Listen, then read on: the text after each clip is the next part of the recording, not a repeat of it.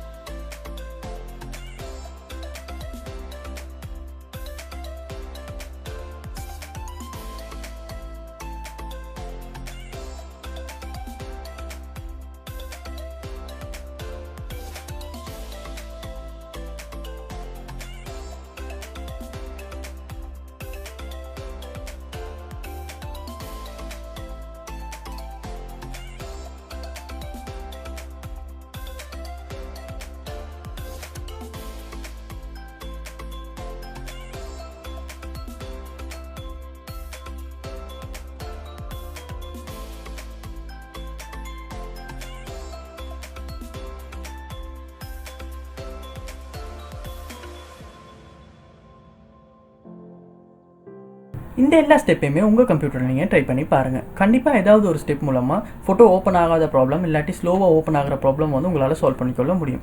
அப்படியும் solve ஆகாட்டி photo viewers apps வந்து ஏதாவது டவுன்லோட் பண்ணி இன்ஸ்டால் பண்ணி யூஸ் பண்ணுங்கள். அதாவது பிகாசா ஃபோட்டோ வீவர் இந்த மாதிரியான ஃபோட்டோ வீவர் ஆப்ஸ் வந்து இன்ஸ்டால் பண்ணி யூஸ் பண்ணுவது மூலமாகவும் இந்த மாதிரியான ப்ராப்ளம் வந்து நம்மளால் சால்வ் பண்ணிக்கொள்ள முடியும். இது போல் உங்கள் கம்ப்யூட்டரில் ஏற்படுற எல்லா ப்ராப்ளமையும் நீங்கள் சால்வ் பண்ணணும்னு நினச்சிங்கன்னா மறக்காம நம்ம சேனலை வந்து சப்ஸ்கிரைப் பண்ணுங்கள். வீடியோ பிடிச்சிருந்தால் லைக் பண்ணுங்கள், ஷேர் பண்ணுங்கள், நம்ம சேனலை சப்ஸ்கிரைப் பண்ணுங்கள். தேங்க்யூ.